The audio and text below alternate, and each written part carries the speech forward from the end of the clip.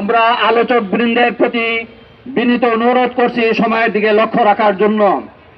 এই পর্যায়ে আপনাদের সামনে গুরুত্বপূর্ণ সংক্ষিপ্ত বক্তব্য নিয়ে আসছেন কামরাঙ্গীরচর জুনিয়র প্রতিনিধি মুফতি ফখরুল ইসলাম।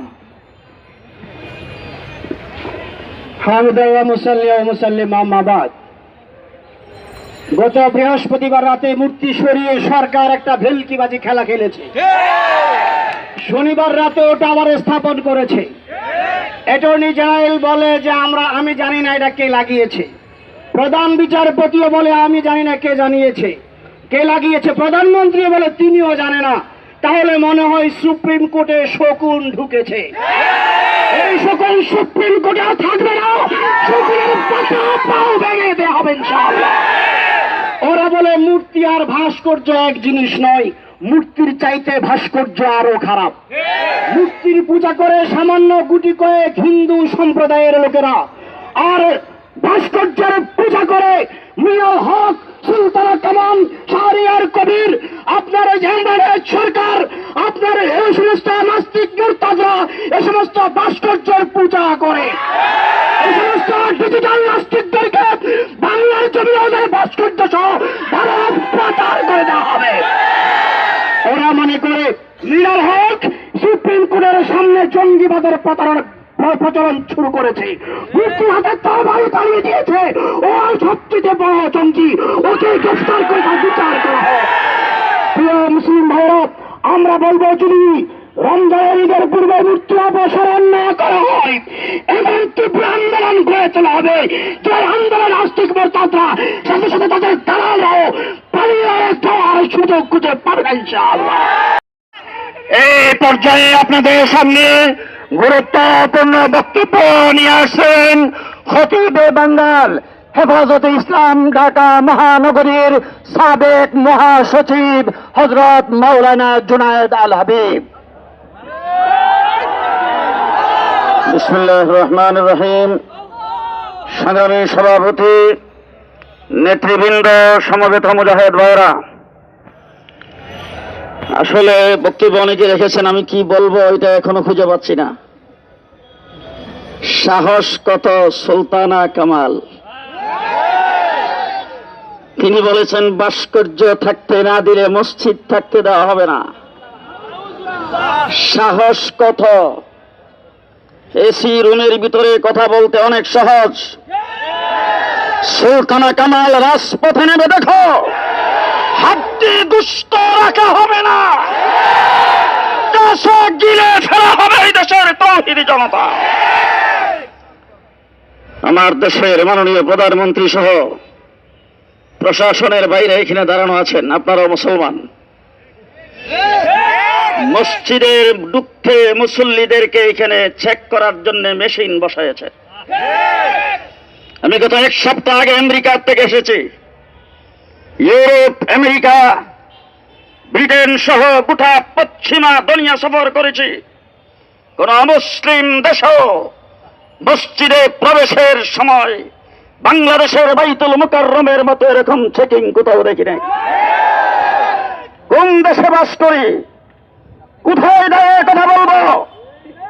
তবে সুলতানা কামালকে বলতে চাই, মাননীয় প্রধানমন্ত্রী, মসজিদগুলোতে আপনি সৌর বিদ্যুতের ব্যবস্থা করেছেন। প্রত্যেকটি উপজেলায় একটি করে মসজিদ বানাবেন ঘোষণা দেন। মসজিদের শহর বলে আপনিও মানেন। সুলতানা কামালকে 24 ঘন্টার ভিতরে গ্রেফতার করুন। নতুনতাকে তসলিমা নাসরিনের মতো দেশের বাহিরে পাঠিয়ে দেন। সুলতানা কামালের দেশ বাংলাদেশ নয়।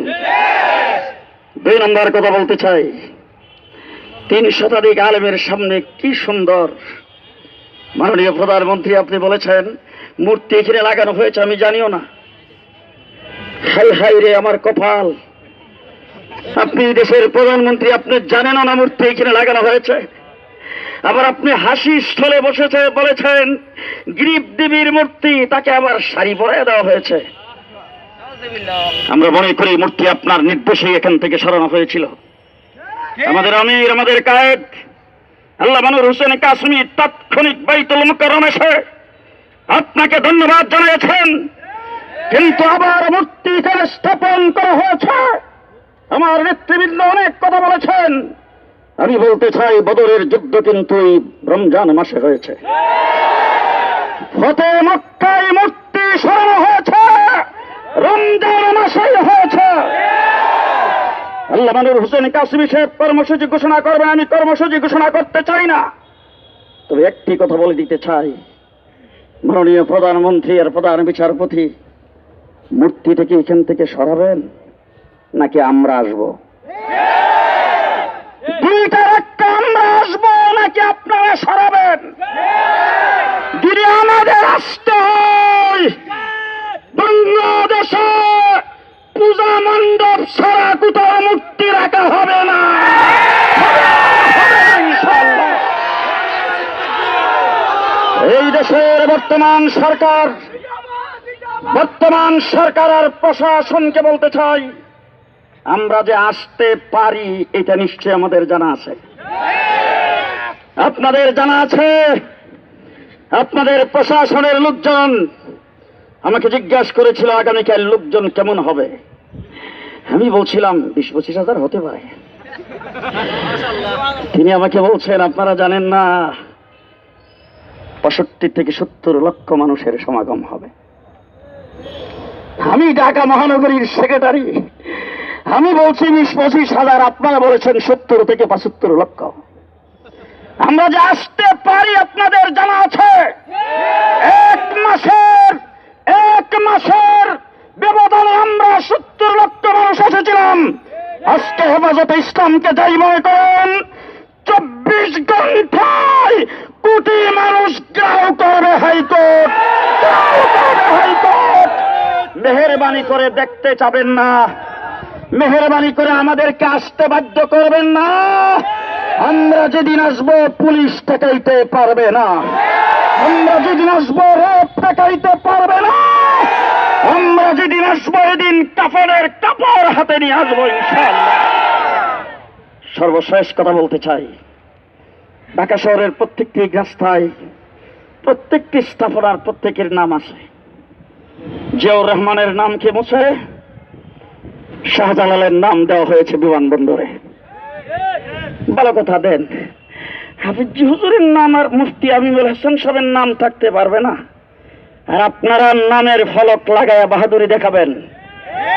পরিষ্কার ভাষায় বলতে চাই, হাফিজ হুজুরের নাম, মুফতি আমিনুল হাসানের নাম যদি থাকতে দেওয়া না হয়, ঢাকা শহরের কোন স্থাপনায় কারো নাম থাকতে দেওয়া হবে না, হবে না ইনশাআল্লাহ।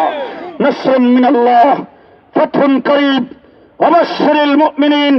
সর্বশেষ বলবো, প্রস্তুত থাকুন, প্রস্তুত থাকুন। রাজি আছেন? হাত উঁচু করে রাখেন, রাজি আছেন? প্রস্তুত থাকুন।